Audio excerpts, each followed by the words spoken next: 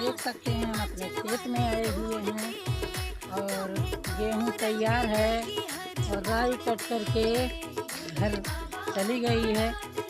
और ये देख लीजिए इतना सारा खेत और गेहूं कितनी अच्छी फसल है। आप लोग देख सकते हैं कितनी अच्छी फसल है।